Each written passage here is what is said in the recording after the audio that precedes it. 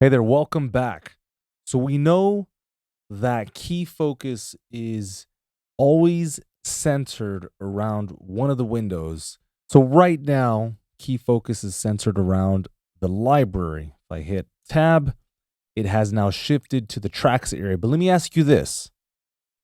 Even though key focus on a macro level is around the tracks area, which one of these tracks is in focus? Is it track number one, track number two, or track number three? Well, as you can see, track number three has a bit of a highlighted nature to it. And so we can see that track number three is the one that's in key focus. If I then hit the up arrow key, key focus has revolved around track number two.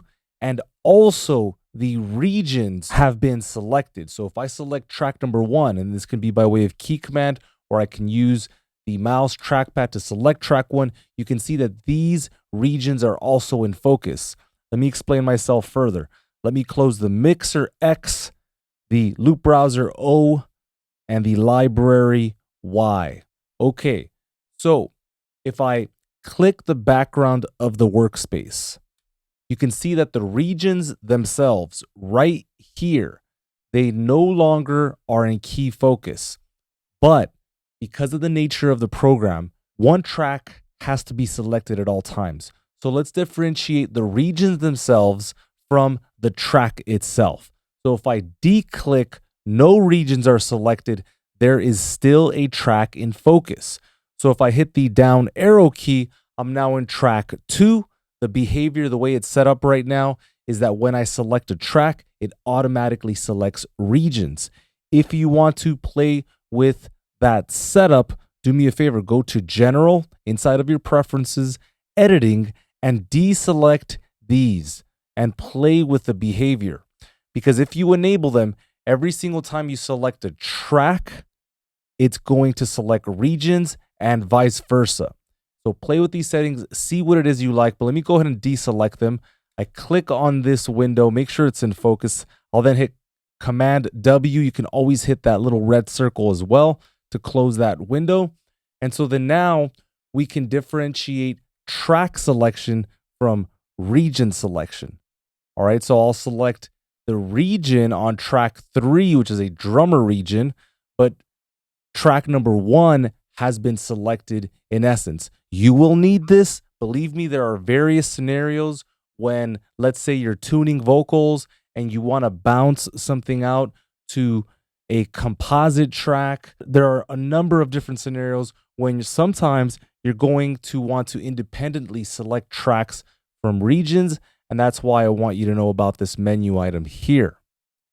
Okay, so with that conversation in mind, we know track number one is in focus, but none of these regions are in focus.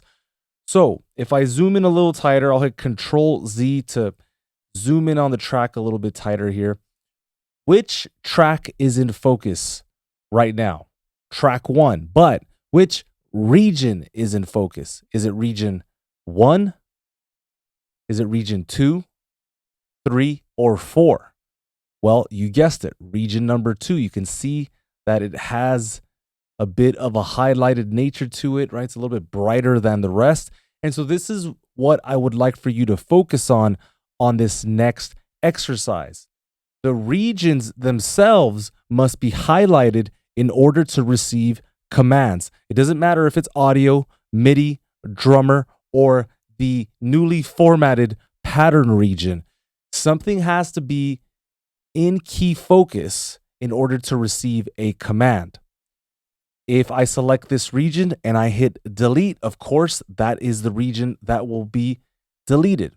If I hit this region here, and let me go ahead and get rid of that track zoom that I had set up. If I select this region here and I hit Control M, you can see that I have muted the region. The track itself is still on per se, but this region has been muted, and I will have a lot more on this later. So this doesn't necessarily apply to individual regions. We can do something like this. I can select what is called non-contiguous regions. I can hit this region here, make sure that that one is in key focus, hold shift, and select an entirely different one on a different track altogether. If I then hit delete, you can see that those two separate regions have been deleted. It doesn't have to be from track to track. It could be on the same track. I can select the first region and the third region, and I can again hit delete and get rid of both of those in effect. This doesn't pertain just to regions. I just want to be absolutely clear about this, okay? This also pertains to MIDI events. So if you have a performance, how do you distinguish the ones that are in key focus? They have a darker hue. The focus is now centered on the 3 MIDI events on the right-hand side. So let me elaborate further. If I double click on this MIDI region, this is a software instrument, the piano roll will come up. I will resize it by hovering the pointer tool. Okay. And so once I have focus here, you can see that the key focus is around the piano roll. Okay. If I hit tab, it will then go to the tracks area, but we don't want to do that. And so what I'm going to do now is select this region. Now, I don't want to hear the playback. And so what I'm going to do is turn this feature off. This is called MIDI out, so that when I select a note, I'm not hearing the note and the playback. Now, bear in mind, if I play the track as a whole, if I press play and the playhead starts to move, you will hear playback, but this is more for demo purposes.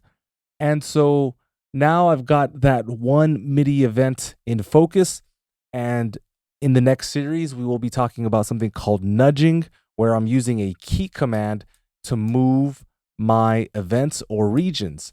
And so now, because this MIDI event is in focus, it has taken the attention of the program. And so hence anything I do by way of key command, by way of local menu bars, by way of nudge or snap, something will happen. And so what I'm going to do right now is purposefully click the background of the workspace to deselect that note. All right, so this time let me create a selection. I'm going to select these 2 notes, and I don't want to select the third note, in this case, the yellow one. I'm going to hold shift, create a non-contiguous selection, and then I will hit delete. And so what I want you to do for this next section is just start playing with the concept of key focus within MIDI regions. Start playing with MIDI events, play with audio regions, look at the behavior, feel it out. I want you to really get real world experience. I want you to understand it and grasp it on a whole new level.